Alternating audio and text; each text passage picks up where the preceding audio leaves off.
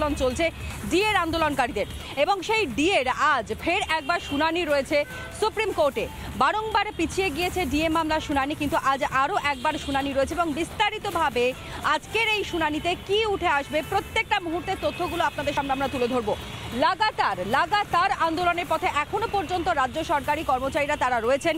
কেন্দ্রের যে পরিমাণ ডিএ অর্থাৎ যে পরিমাণ মহার্ঘ ভাতা দেওয়া হয় সেই একই পরিমাণ মহার্ঘ ভাতা কেন রাজ্য সরকারের পক্ষ থেকে দেওয়া হচ্ছে না তা নিয়ে বারংবার প্রশ্ন উঠেছে, এবং সেই প্রশ্নের এখনো পর্যন্ত কোনো সদুত্তর কিন্তু রাজ্যের তরফ থেকে দেওয়া সম্ভব হয়নি।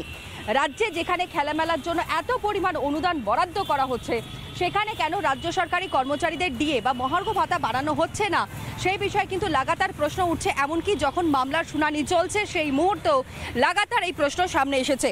যে খবর এই মুহূর্তে আপনাদের সামনে রিপাবলিক বাংলা তুলে ধরছে, আজ ডিএ মামলার ফের শুনানি রয়েছে সুপ্রিম কোর্টে, এবং সোমবার অর্থাৎ গতকাল সুপ্রিম কোর্টে পিছিয়ে যায় এই শুনানি।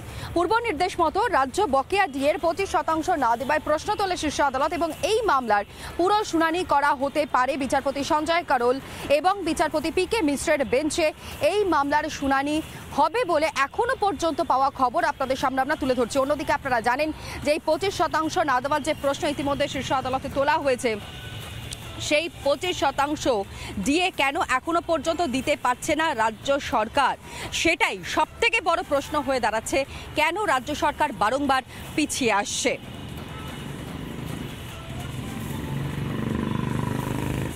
আর এরই সঙ্গে আপনাদেরকে জানাই, এই যে বারংবার আমরা কথা বলছি শুধুমাত্র রাজ্য সরকারের কর্মচারীরা তারা যে লাগাতার রাস্তার উপরে বসে রয়েছেন, তাদের একটাই দাবি যে কেন্দ্রের যে পরিমাণ মহার্ঘ ভাতা দেওয়া হয়, ডিএ দেওয়া হয়, সেই পরিমাণ মহার্ঘ ভাতা বা ডিএ কেন রাজ্যের তরফ থেকে দেওয়া হচ্ছে না।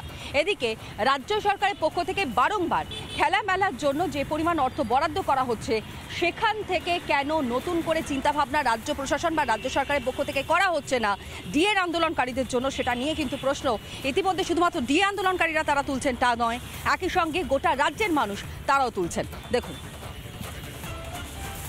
যারা আজকে গিয়ে মিউ মিউ করছে আর ঘেউ ঘেউ করছে আর বড় বড় ভাষণ দিচ্ছে, তাদের জিজ্ঞেস করুন 34 বছর ক্ষমতায় ছিলে, কেন তুমি সবার ডিএ টাইম মতো যাওনি? কোন টিচার 1 তারিখে মাইনে পায় না? আগে তো ভাবতে হতো এ মাসের মাইনেটা পাবো কিনা ঠিক মতো। 90, 95, 1, ওকে 1,10,000। মাননীয় মুখ্যমন্ত্রী যেভাবে ক্লাবগুলোকে টাকা দিয়েছেন দর বেঁধে, 90, আচ্ছা 95, 1 লাখ, আচ্ছা 1,10 দিলাম, এটা কি ওনার পৈতৃক সম্পত্তির টাকা নাকি? উনি এইভাবে টাকা দিতে পারেন না।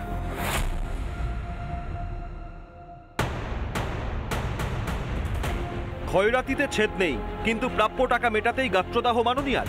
বকেয়া ডিএর 25% মিটিয়ে দেওয়ার নির্দেশ ছিল সুপ্রিম কোর্টের, মেটাতে আরো 6 মাস চেয়েছে রাজ্য। তা নিয়েই প্রশ্ন তুলেছে সুপ্রিম কোর্ট। মঙ্গলবার থেকে ডিএ মামলার শুনানি শুরু। পিছিয়ে গেল শুনানি, বকেয়া মেটাতে আরো 6 মাস চায় রাজ্য। অতিরিক্ত সময় নিয়ে প্রশ্ন কোর্টের, দ্রুত ফয়সালা চায় সুপ্রিম কোর্ট। মঙ্গলবার সব পক্ষের বক্তব্য শুনবে আদালত। হিসেব বলছে ডিএ বাবদ বকেয়া 40,000 কোটি টাকা। সরকারি কর্মচারীদের বকেয়া ডিএ 11,890 কোটি 18 লক্ষ টাকা। পেনশন বাবদ বকেয়া 11,611 কোটি 45 লক্ষ টাকা। স্বশাসিত সংস্থা ও রাজ্য পরিচালিত সংস্থার কর্মীদের বকেয়া 18,369 কোটি 32 লক্ষ টাকা। মোট বকেয়া ডিএ 40,000 কোটি টাকার বেশি। 27 জুনের মধ্যে 10,425 কোটি টাকা মেটানোর কথা ছিল। দেখা যাক মহামান্য সুপ্রিম কোর্ট সরকারের এই দ্বিচারিতা এবং কোর্টের রায়কে যে ভায়োলেট করছেন তার এগেনস্টে কি রায় দেয়। আমরা আশাবাদী, তবে এইটুকু বলতে পারি এই সরকার যতই ছলচাতুরি করুক, আমাদের যে ন্যায্য বকেয়া সরকারকে দিতেই হবে, 2 দিন আগে অথবা পরে। বিপুল বকেয়া একেবারে মেটানো সম্ভব নয় দাবি রাজ্যের, কারণ রাজকোষে টান পড়বে।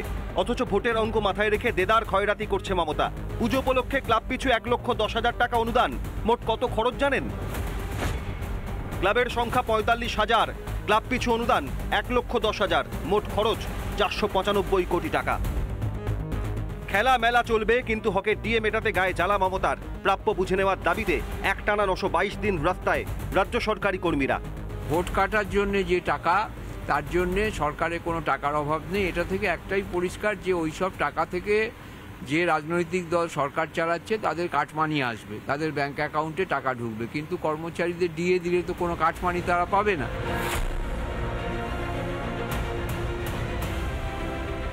ভোট কিনতে দেদার খয়রাতি, লাখ লাখ টাকার ক্লাব কিনছেন মমতা, কিন্তু হকের টাকা মেটাতে গেলেই রাজ্যের আর্থিক অবস্থার দোহাই। আর কতদিন এই গাজোয়ারি? প্রশ্ন করলেই চোখ রাঙানি। চোখ, গণতন্ত্র চলছে। শম্ভুনাথ পালের সঙ্গে পিঙ্কি অধিকারীর রিপোর্ট, রিপাবলিক বাংলা। নানা ধরনের কন্টেন্ট দেখার জন্য লাইক করুন, শেয়ার করুন আমাদের ফেসবুক পেজ, সাবস্ক্রাইব করুন আমাদের ইউটিউব চ্যানেল। পাশাপাশি অন্যান্য ব্রেকিং নিউজের জন্য অবশ্যই চোখ রাখুন রিপাবলিক বাংলায়।